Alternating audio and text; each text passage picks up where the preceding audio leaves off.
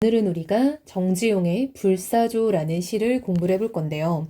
여러분, 이 정지용이라는 시인은 굉장히 익숙한 시인이죠. 우리가 정말 많은 시를 배워왔고, 가장 유명한 걸 얘기해보자면은 정지용의 유리창, 이런 게 있죠. 외로운 황홀한 심사라는 역설적 표현이 등장하는 시가 있었어요. 그래서 정지용 시는 되게 우리 친구들이 많이 보고요. 또 두 번째로 유명한 시를 얘기를 해보자면 정지용의 향수 있겠죠.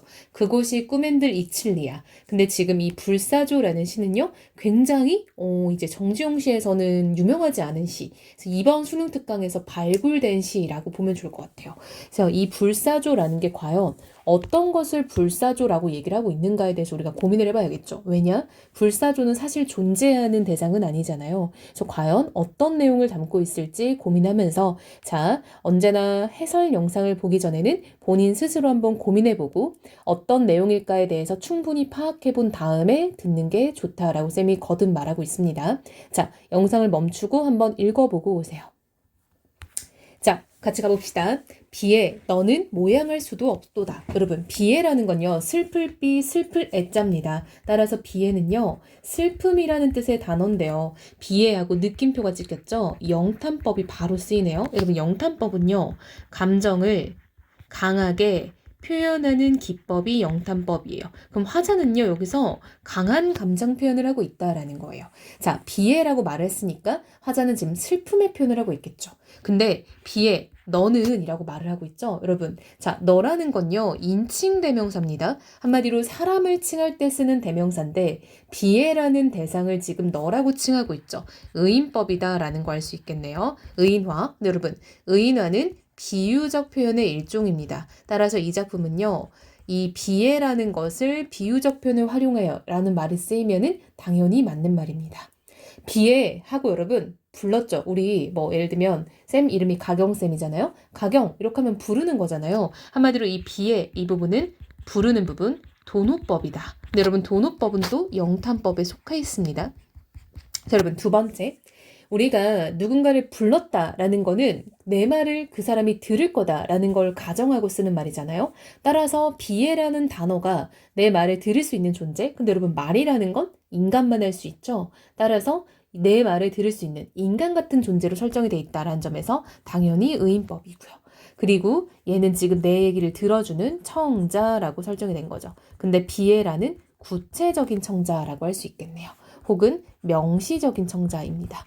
이 시에서 화자가 지금 부르고 있는 대상은 비애라는 겁니다. 근데 여러분, 이 비애라는 건요, 사실 구체적 형상이 없는 존재잖아요. 이런 걸 우리가 추상적이다라고 말을 해요. 그래서 이런 걸 우리가 추상적 관념이라고 정리합니다. 너는 나의 가장 안에서 살았도다. 여러분, 슬픔이 가장 안에 살았다라는 거는 내 안에는 슬픔이 살고 있다라는 말이고요. 화자는 슬픔을 가지고 산다, 슬프다. 이렇게 해석하면 되겠죠. 여러분, 너는 계속 반복해서 슬픔이죠. 너는 박힌 화살이고, 너는 날지 않는 새래요. 여러분, 슬픔은 화살이고, 슬픔은 날지 않는 새다. 이 꼴, 이거 다 모두 은유법인 거죠. 자, 여러분, 원관념은 슬픔인데요. 화살은 보조관념, 새도 보조관념이죠. 근데 여러분 보면은 박힌 화살이고 날지 않는 새래요. 이런 것들은 다 뭔가 어딘가에 고정되어 있는 약간 부정적인 느낌을 띠고 있다라는 거 알 수 있겠죠. 자, 뭔가 움직여서 사라지는 게 아니라 꽉 박혀 있고요. 날지 않아서 늘 그 자리에 그냥 멈춰 있는 존재입니다. 한마디로 슬픔이라는 게 늘 내 마음에 고정되어 있다. 즉 화자의 마음에 늘 슬픔이 있다. 라고 표현할 수 있겠죠. 있을 유자입니다. 한자로. 나는 너의 슬픈 울음과 아픈 몸짓을 지닌다. 여러분, 나는 울음과 몸짓을 지닌다. 이 꼴 나는 그렇게 느끼고 있다는 거죠. 나는 슬프고요. 나는 몸짓이 아프다는 겁니다. 너를 돌려보낼 아무 이유도 찾지 못하느라. 그렇죠, 여러분? 내가 안 슬프겠다고 그걸 남한테 줄 수는 없잖아요. 사페도 아니고, 그쵸? 은밀히 이르노니 행복이 너를 아주 싫어하더라. 여러분, 행복이라는 거는 비애와는 반대되는 말이잖아요. 그러니까 행복이 너를 참 싫어하더라 라는 거죠. 너는 짐짓 나의 심장을 차지하였냐? 라고 물어보고 있죠. 그러니까 왜 나는 매일 슬플까에 대해서 고민하는 거죠. 즉 화자는요. 늘 슬픈 자신의 상황에 대해서 네가 내 심장을 꽉 잡고 있냐? 라고 표현하는 거죠. 비에 다시 한번 느낌표 영탄법 쓰이면서요. 오 감탄사니까 역시 영탄법이죠. 나의 신부라는 거죠. 누가요? 슬픔이요. 슬픔은 나의 신부다. 이꼴 여기도 은유법이죠. 여러분 신부는요. 나와 결혼해서 사는 어떤 여자를 신부라고 하잖아요. 한마디로 우리가 결혼을 하면은 인생의 동반자가 되잖아. 즉 슬픔은 나의 인생의 동반자. 늘 함께하는 존재인 거죠. 너를 위하여 나의 창과 웃음을 닫았노라. 이제 나의 청춘이 다한 어느 날 너는 죽었도다. 여러분, 나의 청춘이 다한 어느 날은요. 나의 죽음의 날을 말하는 거죠. 그쵸? 즉, 나의 죽음의 날, 너도 죽었다라는 거는 내가 죽어야 너도 죽는다. 내가 끝나야 너도 끝났다. 이런 말이겠죠. 근데 여러분, 이게 꼭 죽음, 내 인생의 마지막이라고 보지는 않을 수도 있겠죠? 그러니까 정말로 청춘의 마지막 날이라고도 볼 수 있을 것 같아요. 청춘의 마지막 날은 너의 죽음이다. 라는 건요. 달리 해석하면 청춘 내내, 청춘의 시기 내내 슬펐다. 라는 얘기를 할 수 있겠죠. 그러나 너를 묻은 아무 성문도 보지 못하노라. 자, 여러분.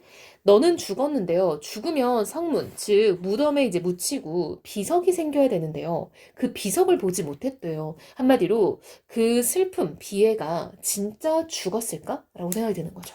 스스로 불탄 자리에서 나래를 펴는 오 비애. 여러분 또다시 한번 영탄법이 쓰였고요.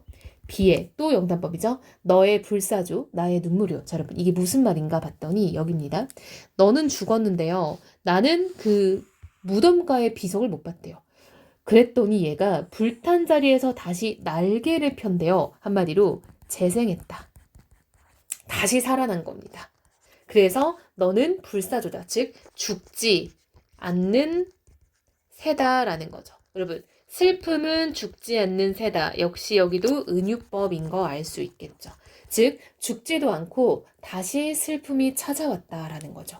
한마디로 비애라는 건요.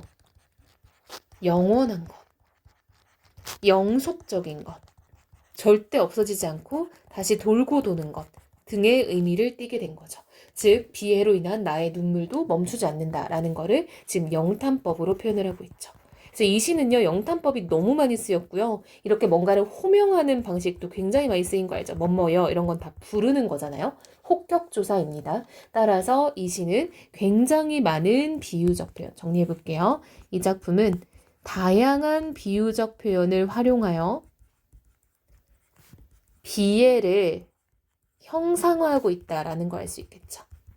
얘는 박힌 화살이고 날지 않는 새이고 불사조이고 특히 비애를 의인화하고 있는 것도 포인트를 잡아놔야겠죠.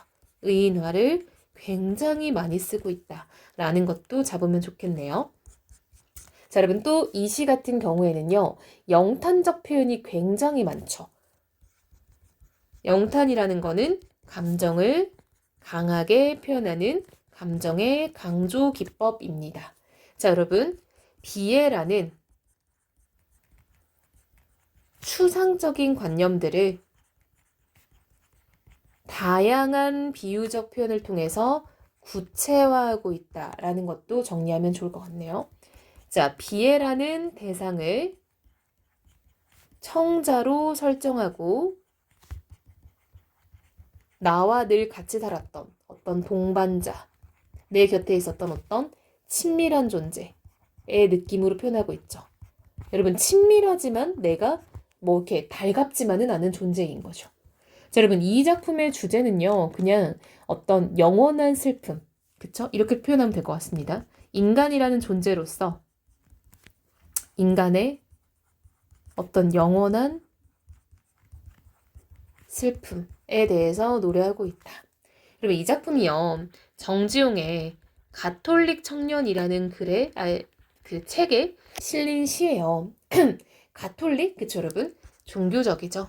그래서 정지용 시인 자체가 원래도 여러분 이런 기독교 시인이고요. 종교적인 그런 포인트가 굉장히 많아요. 그래서 여러분 인간은 늘 슬픈 존재다. 인간은 늘 불완전한 존재다. 이런 걸 인정하고 가는 게 약간 종교적인 포인트잖아요. 그래서 이 작품 역시 종교적인 포인트가 녹아있다라고 봐도 좋을 것 같습니다. 여러분 낯익은 시인의 낯선 시니까 좀 잘 봐놓으면 좋을 것 같아요.